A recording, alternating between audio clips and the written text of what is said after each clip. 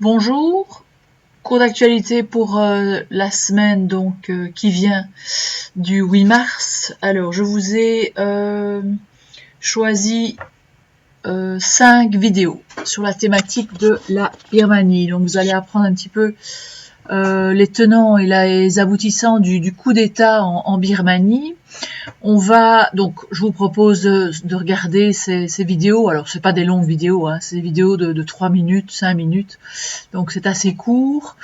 Le travail va se décomposer en 3 parties. La première partie, faites attention parce que je n'ai pas fait de notes, donc il faut prendre note ici des consignes. La première partie, vous allez me dresser une sorte de ligne du temps des grands événements du pays, de la Birmanie, Myanmar. Je vous donne les dates. 1947, 1962 à 2011, 1988, fin des années 90, début des années 2000. Alors la période 2011-2020. Ensuite, 2008, 2010, 2011, 2017, 2020. Alors, en 2020, il y a 2 éléments, dont un, c'est le 8 novembre. Et puis, le 1er février. Ça concerne la première partie, la ligne du temps, les grands événements du pays. Deuxième partie, je vais vous demander, donc au fur et à mesure des vidéos qui vont être regardées et comprises, il y a énormément de mots-clés, de concepts qui sont mentionnés dans ces vidéos. Premier concept, donc vous me dites un petit peu, alors si vous comprenez pas le concept, vous allez voir dans un dictionnaire ou sur internet, pas des définitions de 3 pages, hein. Donc une définition, une explication de 5 lignes, 6 lignes. Premier mot, premier terme, c'est l'état d'urgence. 2, qu'est-ce qu'une indépendance d'un pays? 3, on parle d'assignation à résidence. Qu'est-ce que ça veut dire? 4, la Ligue nationale pour la démocratie. 5, qu'est-ce qu'une constitution? Donc on parle de la constitution birmane à un moment donné. 6, le mot dictature, principalement le mot dictature militaire. Qu'est-ce que ça veut dire? Là, vous cherchez un petit peu plus. 7, le printemps birman. 8, un coup d'État. 9, la désobéissance civile.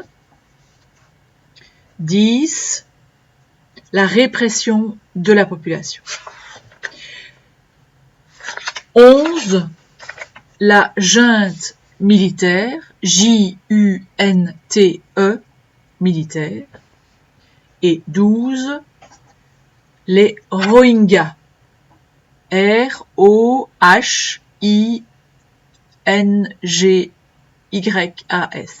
Donc là, vous expliquez aussi un petit peu plus qui sont-ils, d'où est-ce qu'ils viennent, vers où ils ont été, etc. Vous verrez que ça se passe en 2017. Troisième chose à chercher pour le travail, c'est des questions générales. La première question, c'est pourquoi Aung San Suu Kyi et le président birman ont-ils été arrêtés? Pourquoi? Deuxième question,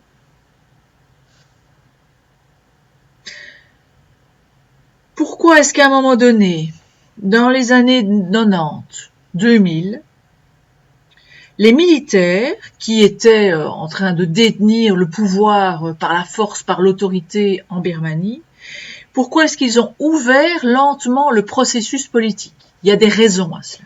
Vous me les expliquez. Ça, c'est 2. 3.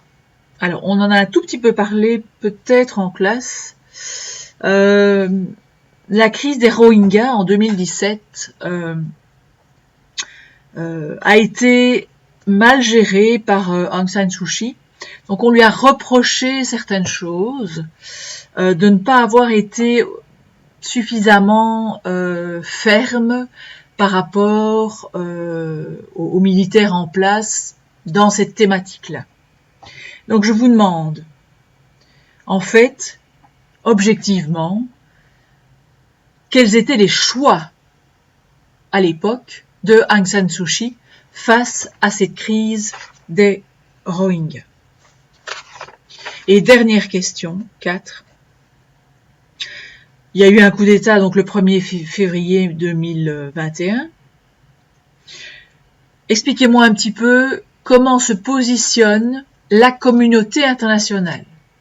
J'entends les États-Unis, l'Europe, les pays voisins, la Chine, etc., etc. Donc, qu'est-ce que vous apprenez par rapport... Est-ce qu'il y a des gens qui sont en faveur de la Birmanie? Est-ce qu'il y a des gens qui sont en défaveur de la Birmanie? Enfin, comment se situe la communauté internationale par rapport à tout ça?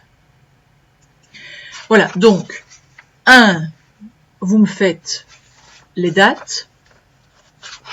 Ça, vous les énumérez, vous m'expliquez. 2, les mots-clés, les grands mots-clés, 5 lignes.